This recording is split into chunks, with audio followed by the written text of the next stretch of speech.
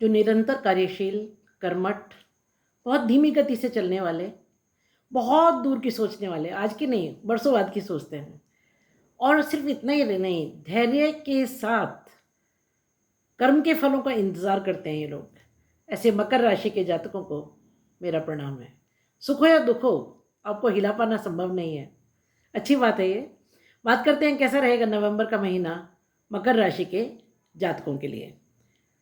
ये जो राशिफल मैं बना रही हूँ, ये मकर लग्न से भी आप देख सकते हैं, और अगर आपकी चंद्र राशि मकर है तो भी आप देख सकते हैं। ये दोनों पर एप्लीकेबल है। हाँ, आप मेरे चैनल पर अगर नए हैं तो इसको सब्सक्राइब कर दीजिए और बेल आइकन का बटन ज़रूर दबा दीजिए ताकि बाकी सारे वीडियोस मेरे आपको मिल सकें। और वीडियो अगर पसंद आएगा तो लाइक और शेयर भी कर दीजिएगा। तो शुरू करते हैं वीडियो आज का। बहुत अच्छी 3 खुशखबरी आपके लिए। सबसे पहली बात, आपके लग्न के स्वामी शनि 15 नवंबर से मार्गी होने जा रहे हैं। वो वक्री थे बहुत लंबे समय से। कोई भी ग्रह जब वक्री होता है तो उसका जो स्वभाव है उसकी तीव्रता बढ़ जाती है। शनि एक क्रूर ग्रह है, तो जो जब क्रूर ग्रह वक्री होगा तो उसका क्रूरत्व बढ़ेगा। तो अब जब वो मार्गी हो जाएंगे तो उनका क्रूरत्व और कठोरता वो अब कम हो जाएगी। नेचुरल जो उनका एक स्वभाव है वो रहेगा। दूसरी बात, जब वो वक्री थे, कोई भी ग्रह जब वक्री होते हैं तो आपको कुछ सिखाने के लिए आता है। तो उन्हें आपको जितना मारना पीटना ठोकना था, जितना सिखाना था, जो लेसन्स देने थे वो दे चुके हैं। अब है रिजल्ट का टाइम। तो अब 15 नवंबर से उसके परिणाम आपको मिलने शुरू होंगे। अब मास्टर जी कह रहे हैं भाई जितना मुझे सिखाना था मैंने सिखा लिया, तुमने सीखा तो अच्छा, नहीं सीखा तो अच्छा, वो तुम समझो, अब रिजल्ट्स के लिए तैयार हो जाओ। दूसरी खुशखबरी ये है कि गुरु जो कि शुभ ग्रह हैं वो अब वक्री हो रहे हैं। तो जैसे कि मैंने बताया कि जिस ग्रह का जैसा स्वभाव होता है, वक्री होने पर उसके उसी स्वभाव में तीव्रता आती है। तो जब गुरु वक्री होंगे, तो गुरु एक शुभ ग्रह है तो उनका शुभत्व बढ़ेगा। गुरु धन के कारक, संतान के कारक, जीव के कारक, आपके प्रोफेशन के कारक, प्रेम के कारक, समृद्धि के कारक, इतने सारे कारकत्व हैं गुरु के पास, तो इन सब चीज़ों में वृद्धि होगी। तीसरी खुशखबरी, गुरु और शुक्र दोनों गुरु, एक देवगुरु और एक दैत्य गुरु, दोनों राशि परिवर्तन कर रहे हैं। अब राशि परिवर्तन का अर्थ क्या वो समझिए। दोनों एक दूसरे के घर में रहने जाएंगे। अब जब कोई भी 2 बड़े लोग एक दूसरे के घर में रहने जाते हैं तो क्या करेंगे? एक दूसरे के घर को सुंदर करेंगे, सजाएंगे और ये प्रूव करने की कोशिश करेंगे कि भाई देखो, तुमने तुम्हारा घर जैसा रखा था ना, मैंने उससे बहुत अच्छा रखा है। वैदिक एस्ट्रोलॉजी में गुरु और शुक्र शत्रु माने गए हैं, पर मैं उनको कॉम्पिटिटर्स मानती हूँ क्योंकि दोनों ही समझदार हैं।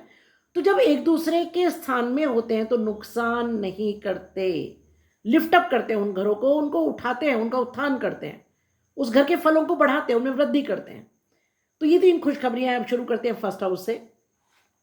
तो फर्स्ट हाउस जिसके स्वामी शनि अब दूसरे घर यानी कुंभ राशि में बैठे हुए हैं और मार्गी हो रहे हैं।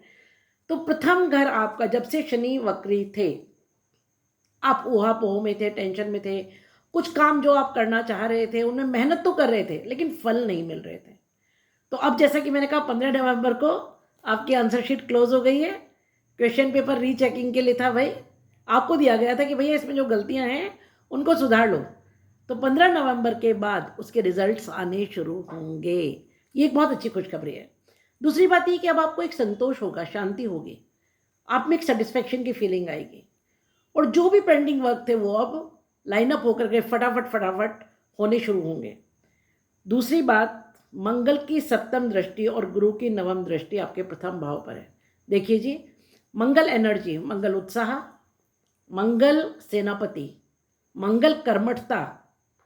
तो क्या होगा कि आप में जो आलस्य भाव था ना, आप उसे छोड़ देंगे, बहुत एनर्जेटिक हो जाएंगे। क्यों? क्योंकि 7वीं दृष्टि यानी पूर्ण दृष्टि मंगल की आपके प्रथम भाव पर है। तो आपको लगेगा अरे छोड़ो ना, आलस्य क्या करना, जो काम आपका बिल्कुल करने का मन नहीं तो उन कामों को अब आप तेजी से करेंगे। लेकिन मंगल क्रोध के भी कारक हैं, क्रोध संभालिएगा। साथ ही साथ यहाँ गुरु की 9वीं दृष्टि जो अमृत दृष्टि है, इससे अच्छी कोई दृष्टि गुरु के पास नहीं है। और वो भी तब जब वो वक्री हो रखे, तो जब उनकी शुभता बढ़ी हुई है उस समय जो उनकी अमृत दृष्टि होगी उसकी शुभता भी 100 गुना बढ़ जाएगी। तो प्रथम भाव पर जब गुरु की अमृत दृष्टि पड़ेगी तो क्या होगा, आपके विचार शुद्ध होंगे, परिवार में वृद्धि होगी, आपका खुद का उत्थान होगा हर तरह से, सामाजिक रूप से, आध्यात्मिक रूप से, धन के रूप में, परिवार के रूप में। आप एक हायर प्लेन पर, आप एक लिफ्टेड अप प्लेस पर, आप खुद कर इस बात को महसूस करेंगे कि पहले से चीज़ें मेरे अपने खुद के लिए, क्योंकि फर्स्ट हाउस कौन है, हम खुद, मेरे लिए बहुत बेटर हो रही हैं, हर वे में बेटर हो रही हैं। बात करें दूसरे भाव की, तो दूसरे भाव पर मंगल की अष्टम दृष्टि और शनि यहाँ पर 15 नवंबर से मार्गी हो रहे हैं। दूसरा घर धन के संचय का, कुटुंब का, वाणी का, आपके खान पान का। तो जब शनि यहाँ मार्गी होंगे तो कुटुंब से रिलेटेड जो प्रॉब्लम्स थी अब वो सॉल्व होंगी। आपने वाणी से कुछ गड़बड़ कर रखा था कहीं, अब आप खुद उन चीज़ों को पैसिफाई करेंगे, थोड़ा सा सॉफ्ट हो जाएंगे, समझाएंगे लोगों को कि भाई गलती से हो गया था, छोड़ दो। हालांकि मंगल की अष्टम दृष्टि भी है, तो कई बार ऐसा होता है कि हम क्रोध में भी कोई चीज़ अगर सामने वाले को समझाते हैं और अगर सच है वो, तो सामने वाला समझता है। देखिए, आपका जो नेचर है उसको आपके परिवारजन, आपके मित्र अच्छी तरह समझते हैं। कुछ लोगों का स्वभाव ऐसा होता है कि वो शांत स्वभाव में भी जब बात करते तो ऐसा लगता है क्रोध में बात कर रहे हैं। और वैसे भी जो मकर लग्न जिनका होता है उनका बहुत मधुर स्वभाव, मधुर इन द सेंस कि बहुत मीठा बोलना उनको नहीं आता, लल्लो चप्पो करना नहीं आता है उनको, वो बटरिंग नहीं आती है, शुगर कोटिंग करनी नहीं आती है, वो जो है स्पष्ट बोलते हैं। तो स्पष्टवादिता के चक्कर में आप कुछ बहुत गड़बड़ करके बैठे हैं परिवारजनों के साथ या जिन चीज़ों में, उसमें सुधार आएगा। तीसरी बात, धन का संचय होगा, क्योंकि शनि जो देते हैं वो 7 पीढ़ी तक रुकता है। राहु की तरह नहीं कि रात को दिया और सुबह ले लिया, ऐसा नहीं होता है। तो धन का जो अब आगमन होगा उसका संचय होगा, और बड़े सोच समझ करके आप इन्वेस्टमेंट करेंगे। अगली बात, खान पान के मसले में अब आप समझ जाएंगे। हालांकि मंगल की अष्टम दृष्टि है, तीखा या चटपटा खाने से बचे। बात करें तीसरे घर की, तो तीसरे घर में राहु हैं और केतु की सप्तम दृष्टि है, मीन राशि में बृहस्पति के घर में। तीसरा घर पराक्रम, छोटे बहन भाई, छोटी यात्राएं, कम्युनिकेशन। तो राहु जब यहाँ होंगे तो क्या करेंगे, डिप्लोमेटिक बना देंगे, 1000 रास्ते खोल देंगे कम्युनिकेशन के, इस रास्ते नहीं तो उस रास्ते, उस रास्ते नहीं तो उस रास्ते। छोटे बहन भाइयों के जीवन में अचानक घटनाएं होंगी, छोटी यात्राओं से आपको लाभ होगा और आप बड़े डिप्लोमेटिक हो जाएंगे, जो एक्चुअली आपके बेसिक नेचर में है नहीं। मकर वालों के बेसिक नेचर में डिप्लोमेसी दूर दूर तक नहीं होती है, बेहद स्पष्टवादी, इसीलिए सब लगभग सबसे पंगे रहते हैं। पर जब राहु थर्ड भाव में होंगे जो कम्युनिकेशन का भाव है, तो आप कम्युनिकेशन को इतने गजब ढंग से करेंगे कि सामने वाला हैरान रह जाएगा कि भाई ये तो वो बंदा है नहीं, ये तो ऐसे बातें करता नहीं, ये इसको क्या हो गया है। तो थोड़ा सा स्पीड को संभालिएगा। लाभ जरूर होगा तीसरे घर से, तीसरा घर पराक्रम का भी घर है। तो राहु क्या करेगा, पराक्रम में शॉर्टकट सिखाएगा, शॉर्टकट्स अवॉइड कीजिएगा। बात करें चौथे घर की, तो चौथे घर में मेष राशि जिसके स्वामी मंगल नीच के होकर के सप्तम भाव में बैठे हैं। एक केंद्र का स्वामी केंद्र में ही दूसरे स्थान में बैठा है, ये एक शुभ चीज़ है। दूसरी बात ये कि आपके चतुर्थ भाव जो कि माता का भाव है, भूमि भवन वाहन का भाव है, जनता का भाव है ना, इसमें शनि की तीसरी दृष्टि और सूर्य की सप्तम दृष्टि है। यहाँ थोड़ा सा गड़बड़ है। तो शनि की तीसरी दृष्टि को हम क्रूर मानते हैं, हालांकि अब वक्री से मार्गी हो जाएंगे तो थोड़ी सॉफ्ट हो जाएगी। सूर्य की पूर्ण सप्तम दृष्टि है, क्योंकि सूर्य 16 नवंबर तक आपके दशम भाव में नीच के होकर के तुला राशि में बैठे हैं। तो देखिए जी, चतुर्थ भाव जो है वो काल पुरुष का हृदय स्थान भी है और आपकी माता का भाव भी है। तो थोड़ा सा अगर माता के साथ कोई विचारों में मतभेद भी है तो भी थोड़ा पोलाइटली बात कीजिएगा, थोड़ा संभालिएगा चीज़ों को, है ना। और ये आपके पैतृक संपत्ति और पैतृक घर चीज़ों का भी घर है। दूसरी बात ये कि मंगल क्योंकि नीच के होकर के सप्तम भाव में बैठे हुए हैं, तो भूमि भवन वाहन से रिलेटेड कोई डिसीजन अगर आप अभी इस समय ले रहे हैं, मंगल भूमि के कारक है ना, भूमि पुत्र है मंगल, तो उसमें कोई प्रॉब्लम आपको नहीं आएगी, ये एक अच्छी बात है, उसमें कोई प्रॉब्लम नहीं आएगी।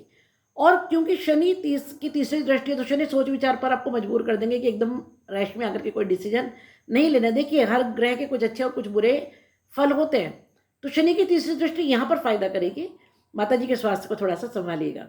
बात करें पंचम भाव की, तो पंचम भाव की बल्ले बल्ले, क्योंकि गुरु वक्री होकर के और राशि परिवर्तन करके यहाँ पंचम भाव में बैठे हैं। तो पंचम भाव प्रेम प्रसंग, पंचम भाव संतान, पंचम भाव विद्या बुद्धि, पंचम भाव पूर्वजन्म, पूर्वजन्म के जो कर्म है उनका फल। और उससे भी अच्छी बात है कि हमारी लाइफ में टोटल लिफ्ट अप हमारा कितना होगा, हम कितने आगे जाएंगे, कितने पीछे जाएंगे, कहाँ एक्चुअली रुकेंगे, हमारी टोटल प्रोग्रेस को हमारा 5th हाउस बताता है। और उससे भी सुंदर स्थिति ये है कि पंचम भाव में बैठकर गुरु की जो पंचम दृष्टि है वो नवम भाव पर पड़ रही है। त्रिकोण, त्रिकोण के एक भाव की दृष्टि त्रिकोण के दूसरे भाव पर, बहुत सुंदर स्थिति है। संतान से लाभ होगा, संतान को लाभ होगा। जो स्त्रियां संतान सुख की और अग्रसर है उनके लिए बहुत अच्छा समय है। अगर आप कंसीव करने का प्लान कर रहे हैं डेफिनेटली कीजिए, बहुत बढ़िया समय है, इससे अच्छा समय नहीं हो सकता है। जो लोग एजुकेशन के लिए, हायर एजुकेशन के लिए कुछ प्लानिंग कर रहे हैं, बिल्कुल बिंदास ट्राई कीजिए। स्पेकुलेशन के लिए बहुत अच्छा समय है। उसके अलावा यहाँ पर शुक्र की 7th, बुध की 7th और सूर्य की 7th दृष्टि है। पंचम भाव बहुत अच्छी स्थिति है। तो पूर्व जन्म के जो कर्म आपने अच्छे किए हैं उनका फलित इस समय होगा, उसका फल इस समय आपको मिलेगा। देखिए, हमें जो भी मिलता है जीवन में वो हमारे ही अपने कर्म है, ये सच्ची बात है। पर जब ग्रह और नक्षत्र अच्छे होते हैं तो हमें अच्छे कर्मों का फल मिलता है, जब ग्रह नक्षत्र बुरे होते हैं तो हमें अपने ही बुरे कर्मों का फल मिलता है। तो अब जब गुरु वक्री हो रहे हैं और शुक्र के साथ राशि परिवर्तन करके शुक्र के घर में बैठे हुए हैं, तो ये घर आपको लग्जरी देगा। शुक्र प्रेम, शुक्र वैभव, शुक्र सुख, शुक्र सैया सुख, शुक्र आपके जो ओवरऑल मैरिड लाइफ है उसको कंट्रोल करता है। तो इन सारी चीज़ों में अब बेटरमेंट आएगा। अगर आपके प्रेम प्रसंगों में कोई प्रॉब्लम थी वो सॉल्व होगी, संतान के साथ संबंध अच्छे होंगे, ओवरऑल लिफ्ट अप आपकी पर्सनालिटी का और आपकी लाइफ का होगा। विद्या और बुद्धि के क्षेत्र में आप जो करना चाहें इस समय बिंदास कर सकते हैं। और उसके अलावा आपको धन की प्राप्ति इस समय होगी, क्योंकि एकादश भाव पर गुरु की पूर्ण दृष्टि 7th दृष्टि है। इच्छा पूर्ति का भाव है, कोई विशेष इच्छा पूर्ति जो बहुत समय से आप सोच रहे थे हो नहीं रही थी वो इस समय होगी। बात करें आपके 6th भाव की, तो 6th भाव में मिथुन राशि जिसके स्वामी बुध सूर्य की गोद में, राजकुमार राजा की गोद में बैठा है। उससे सुंदर स्थिति कहाँ होगी, राजा संभाल के बैठा है उसको, और बुध को बच्चा कहा गया, राजकुमार कहा गया, बालक माना गया। तो बालक जब राजकुमार राजा की गोद में होगा उससे अच्छी स्थिति नहीं। 11वें घर में, इच्छा पूर्ति के घर में, लाभ के भाव में बैठे हुए हैं बुध सूर्य के साथ। तो रोग ऋण और शत्रु का घर है 6ठा, रोग ऋण और शत्रु से छुटकारा, पहली बात। दूसरी बात, शुक्र जब राशि परिवर्तन करके आपके 12वें घर में धनु राशि में बैठे हुए हैं तो पूर्ण दृष्टि, जो एकमात्र दृष्टि है शुक्र के पास, संजीवनी दृष्टि, एक ही दृष्टि है शुक्र के पास। जब शुक्र की एक आंख को भगवान विष्णु ने भेद दिया था तो उन्होंने कहा प्रभु मेरा क्या होगा, सबके पास तो बहुत सारी दृष्टियां हैं। तो उन्होंने कहा तुम्हारे पास जो एक आंख बची है ना, उससे जो एक दृष्टि होगी वही संजीवनी दृष्टि होगी। संजीवनी का मतलब है हीलिंग, रिपेयरिंग, घावों पर मरहम। तो रोग ऋण और शत्रु, इन तीनों भावों का, इन तीनों चीज़ों का, जहाँ जहाँ जो जो नुकसान आपको हुआ था अब वो हील होगा। अगर आप किसी रोग से ग्रसित थे उससे छुटकारा मिलेगा, ऋण से छुटकारा मिलेगा और शत्रुओं से छुटकारा मिलेगा। बात करें आपके 7th भाव की, तो 7th भाव में मंगल नीच के होकर के बैठे और राहु की 5th दृष्टि है। ये थोड़ी सी अच्छी स्थिति नहीं है, क्योंकि 7th भाव लाइफ पार्टनर, बिजनेस पार्टनर, पर उसके जैसे मैं कहती हूँ हर ग्रह के कुछ अच्छे एस्पेक्ट्स भी हैं। तो मंगल व्यापार में तेजी लाएगा, मंगल पत्नी या पति जो आपके हैं स्पाउस, उसके रुके हुए काम को आगे बढ़ाएगा। लेकिन थोड़ा सा संबंधों में संभालिएगा, वाणी को गुस्सा नहीं करना है। वैसे भी राहु की 5th दृष्टि आए तो आप अचानक कुछ बोल के निकल जाएंगे घर से, दूसरा सोचता रह जाएगा कि यार ये तो बहुत गड़बड़ कर दिया, क्या बोल दिया। तो वाणी को संभालिएगा, क्रोध को संभालिएगा। बात करें आपके 8th भाव की, तो 8th भाव में शनि जब वक्री हो जाएंगे उनकी 7th दृष्टि। 8th भाव रहस्य, ऑकल्ट, ससुराल, ट्रांसफॉर्मेशन। तो शनि तो वैसे भी लेसन सिखाने आए थे वक्री होकर के, अब क्या होगा जब मार्गी हो जाएंगे तो कोई बड़ा ट्रांसफॉर्मेशन, कोई 100%। देखिए, जिस भाव में कोई भी ग्रह वक्री होता है उस भाव से रिलेटेड कुछ लेसन्स आपको सिखाता है। परिवार से रिलेटेड 100% कुछ लेसन्स आपको सिखाए होंगे। धन के संचय से रिलेटेड 100% कुछ लेसन आपको सिखाए होंगे, वाणी से रिलेटेड 100% लेसन सिखाए होंगे। अब वक्त है ट्रांसफॉर्मेशन का। शनिदेव कह रहे हैं भैया इतना मारा है, कूटा है, तुम्हें सिखाया है, अब तो सुधर जाओ। तो एक ट्रांसफॉर्मेशन होगा आपकी लाइफ में, बहुत बड़ा और पॉजिटिव ट्रांसफॉर्मेशन होगा। उन सारे लेसन से आप सीख जाएंगे कि जो जो गलतियां मैंने पास में की अब दोबारा नहीं करनी है। तो जब शनि की पूर्ण 7th दृष्टि अष्टम भाव पर होगी तो लाइफ का एक बहुत बड़ा चेंज, बहुत बड़ा ट्रांसफॉर्मेशन होगा। कमेंट्स में लिखिएगा और बताइएगा ऐसा हुआ कि नहीं। बात करें नवम भाव की, तो नवम भाव में केतु हैं, राहु की 7th और गुरु की 5th दृष्टि है। नवम भाव आपका भाग्य भाव, धर्म का भाव है, ये लंबी यात्राओं का भाव है, ये पिता का भाव है, गुरु का भाव है। यहाँ पर जब केतु बैठे तो केतु साधु, केतु के सिर तो है ही नहीं, तो वो देखते कैसे, अंतर्दृष्टि से देखते हैं, हृदय उनकी, वो हृदय की आंख से देखते हैं। और वैसे भी केतु अध्यात्म के कारक है, तो आप आध्यात्मिकता की तरफ जाएंगे, पिता और गुरु का सम्मान करेंगे, उनसे बहुत ज़्यादा अफेक्टेड होंगे। वैसे भी क्योंकि गुरु की 5th दृष्टि यहाँ पर है और राहु की 7th दृष्टि है, तो अचानक भाग्योदय, जबरदस्त बूस्टअप, और सुकर्मों से, बुरे कर्मों से नहीं, क्योंकि केतु बुरा कर्म करने ही नहीं देगा आपको। गुरु की 5th दृष्टि, और वो भी तब जब गुरु वक्री है। तो भाग्य में अचानक कुछ बहुत अच्छा होगा। एक चीज जरूर है कि तो अब जब सूर्य के नक्षत्र से गुजरेंगे, तो सूर्य पर जब भी केतु या राहु आते हैं उनको हम ग्रहण मानते हैं।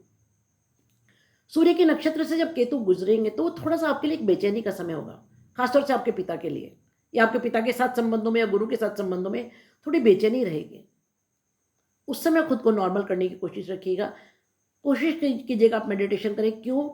क्योंकि ये जब केतु सूर्य से गुजरेंगे उस समय एक ट्रांसफॉर्मेशन चल रहा होगा जिसके रिजल्ट्स आपको बाद में मिलेंगे।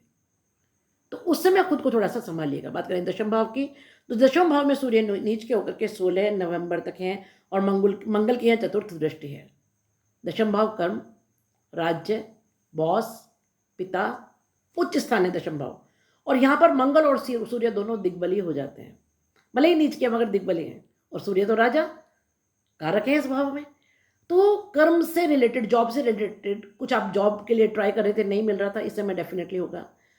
आपके कर्म स्थान पर कोई प्रमोशन होगा, बॉस के साथ संबंध अच्छे होंगे, पिता से संबंध अच्छे होंगे। वैसे भी मंगल की 4th दृष्टि यहाँ पर है, तो मंगल की दृष्टि भी यहाँ हायर प्लेन पर होती है। सूर्य खुद हो या सूर्य की दृष्टि हो तो हायर प्लेन पर होते हैं, दिग्बली होते हैं दोनों। तो कुल मिलाकर के स्पीड आएगी वर्क प्लेस पर। कुछ काम जो रुके हुए थे आपके, जॉब नहीं मिल रहा था, जॉब मिलेगा, जॉब में कुछ चेंज करना था, जो भी आपका इच्छा थी उससे रिलेटेड, कर्म भाव से रिलेटेड, वो होगी। सरकार से जो काम रुके हुए थे वो तुरंत स्पीड से अब पूरे होंगे, क्योंकि सरकार का जो स्वामी है राजा, वो तो बैठा है ना दशम भाव में। सूर्य कौन है? राजा। तो उसके बाद सूर्य चले जाएंगे 16 नवंबर से आपके 11वें भाव में। शुक्र 9 तारीख तक वहाँ है और बुध सूर्य के साथ हैं। तो सूर्य और बुध मिलकर के बुधादित्य योग, और शुक्र और बुध मिलकर के 9 तारीख तक लक्ष्मी नारायण योग बनाएंगे। ये इच्छा पूर्ति का भाव है, लाभ का भाव है, इसकी स्थिति बहुत अच्छी है। धन का आगमन होगा, कोई विशेष इच्छा पूर्ति होगी। और मैं इच्छा पूर्ति को बहुत वाइड टर्म में लेती हूँ। इच्छा पूर्ति कैन भी आपका कुछ आर्थिक, सामाजिक, धार्मिक, आध्यात्मिक उत्थान, जो आपको चाहिए वो इस समय होगा। यहाँ शनि की 10वीं दृष्टि, राहु की 9वीं दृष्टि और गुरु की पूर्ण 7th दृष्टि है। बहुत रिच है इस समय आपका इच्छा पूर्ति का 11वां भाव, लाभ का भाव। तो धन का आगमन, सक्सेस का आगमन, बड़े बहन भाइयों को लाभ, बड़े बहन भाइयों से संबंध आपके सुधरेंगे, यात्राएं होंगी इस समय आपकी। यात्राओं में हो सकता है आप कुछ थोड़ा खर्चा भी करें, क्योंकि शुक्रवार में राशि परिवर्तन करके बैठे हुए हैं गुरु के घर में, जो बहुत अच्छी स्थिति है। 12वें शुक्र सबसे अच्छा माना जाता है। खर्चा तो होगा, लेकिन वो खर्चा उन चीज़ों पर होगा जिससे आपको सुख मिलेगा, लाभ मिलेगा। 12वां घर शैया सुख का घर है। पति पत्नी के संबंध अच्छे होंगे, प्रेमी प्रेमिका के संबंध अच्छे होंगे, सुख और वैभव की प्राप्ति होगी, विदेश से आपको लाभ होगा। और जो धन आप खर्च करेंगे इस समय, it can be a very good investment, long term investment. जो लोग एक्सपोर्ट इंपोर्ट के बिजनेस में हैं, या डायमंड्स का काम करते हैं, या कोई और स्टोन्स का काम करते हैं, ज्वेलरी का काम करते हैं, परफ्यूम्स का काम करते हैं, उनके लिए बहुत अच्छा समय है।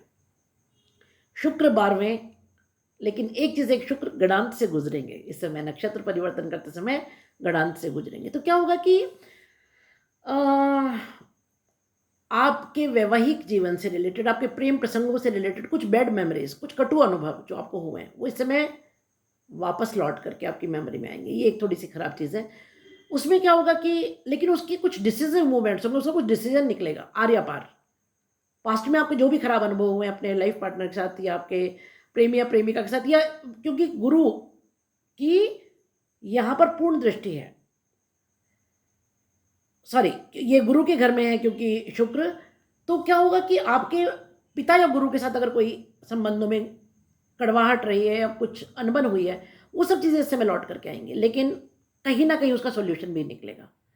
तो उसका सोल्यूशन जो भी निकलता है, अच्छा या बुरा, मतलब होगा तो सही, वो आपको अच्छा लगे या बुरा लगे, उसको सहज स्वीकार कीजिएगा, क्योंकि अगर उसमें आपने रेजिस्ट किया तो प्रॉब्लम होगी। ये है मेरी प्रिडिक्शंस इस महीने के बारे में।